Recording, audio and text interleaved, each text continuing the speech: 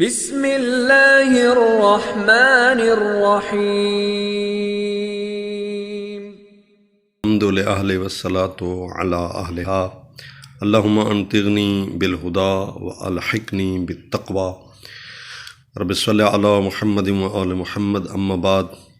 قال الرحمن فی القرآن بسم اللہ الرحمن الرحیم 112 سورہ نحل کی آیت نمبر 12 سے 114 کا ترجمہ کرتے ہیں۔ وَضَرَبَ اللَّهُ مَثَلًا قَرْيَةً، اللہ تعالیٰ ایک بستی کی مثال پیش کرتے ہوئے فرماتے ہیں کانت آمنۃ مطمئنۃ، کہ وہ امن والی بستی تھی، مطمئن بستی تھی، وہاں کے بسنے والے پرامن تھے اور خوش و خرم تھے۔ یاتیہا رزقہا رغدا من کل مکان، ہر طرف سے رزق ان کی طرف آ رہا تھا، وہ خوشحال تھے۔ اس کا مطلب یہ ہے کہ اللہ تعالیٰ نے ان کو فراواں رزق دیا ہوا تھا، لیکن کیا ہوا؟ فکافرت بانعم اللہ، جو اللہ نے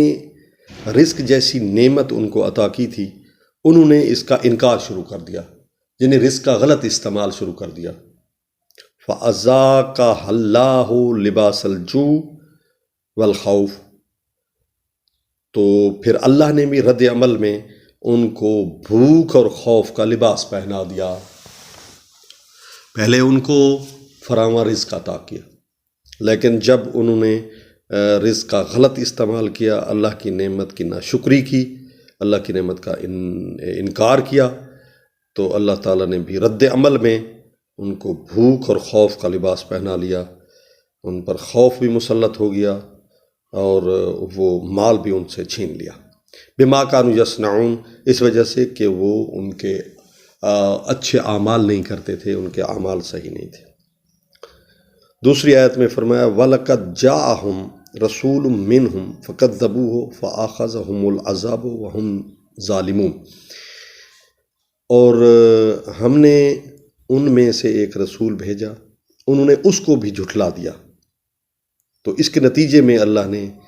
ان کو پکڑ لیا اور ان پر عذاب نازل کیا۔ اور کیوں نازل کیا؟ اس لیے کہ وہ ظالم تھے، انہوں نے ظلم کیا ہے۔ عدل یہ تھا کہ وہ اس نبی کی قدر کرتے، اس کے پیغام کو سنتے، اس پر عمل کرتے،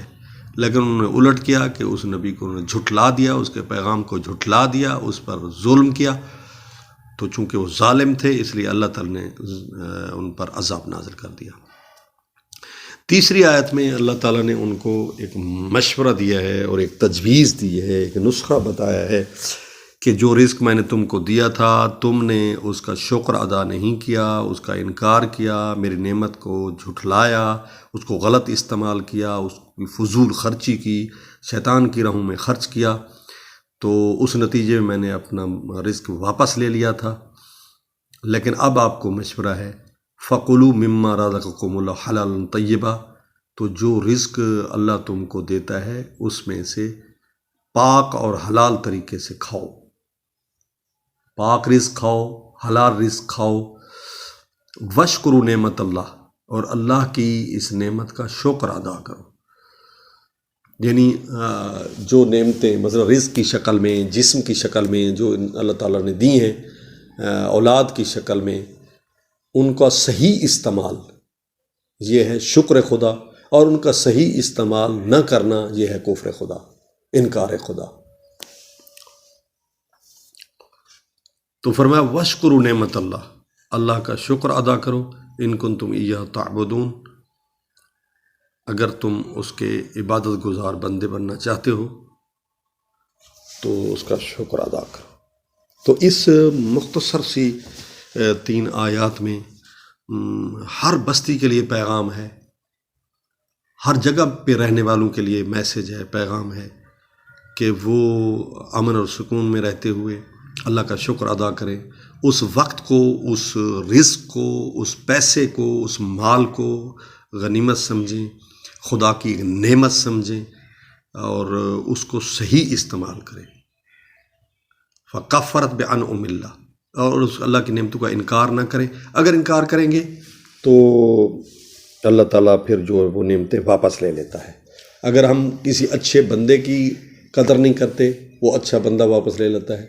کسی ہم اچھے جانوروں کی قدر نہیں کرتے وہ اچھا جانور اللہ ہم سے لے لیتا ہے، اچھی اولاد کی ہم قدر نہیں کرتے وہ اللہ تعالیٰ اولاد ہم سے لے لیتا ہے، اسی طرح اچھے جو ہے نیک لوگوں کی ہم قدر نہیں کرتے وہ نیک لوگ ہم بستی سے اللہ تعالیٰ فرماتے ہیں ہم سے اٹھا لیتے ہیں، اس طرح تم رزق کی قدر نہیں کرتے تو ہم رزق واپس لے لیتے ہیں، یعنی جو جو نعمات بھی ہم نے دی ہیں اگر آپ قدر نہیں کریں گے تو ہم ان کو واپس لے لیں گے۔ اور تیسرا جو نقطہ ہے وہ ہے رزق کا آنا اعمال کی وجہ سے ہوتا ہے، اچھے اعمال کریں گے تو رزق آپ کی طرف آئے گا، اگر آپ برے اعمال کریں گے تو رزق آپ سے چلا جائے گا، یہ بھی اللہ تعالیٰ کا وعدہ ہے۔ اور آخری آیت میں جو ہے وہ فرمایا کہ جو اللہ تعالیٰ تمہیں رزق دیتا ہے اس میں سے کھاؤ، ہاں جو جس کے پاس رزق ہے وہ کھائے، اپنے آپ پر خرچ کرے، اولاد پر خرچ کرے، والدین پر خرچ کرے، حلال طریقے سے، پاک طریقے سے، حلال رزق، پاک رزق وہ تم کھاؤ، اور اللہ کا شکر ادا کرو، ٹائم پر نماز پڑھو، سجدہ کرو، ان کنتم ایاہ تعبدون، اگر تم اس کے عبادت گزار بندے بننا چاہتے ہو تو یہ کام کرو۔ تو دعا ہے کہ اللہ تعالیٰ ہمیں جو ہے نا نیک اعمال کرنے کی توفیق دے تاکہ رزق کی کمی نہ ہو اور نعمتوں کی کمی نہ ہو، اور اللہ کا شکر ادا کرنے کی توفیق دے تاکہ اس کی نعمتیں ہمارے پاس رہیں۔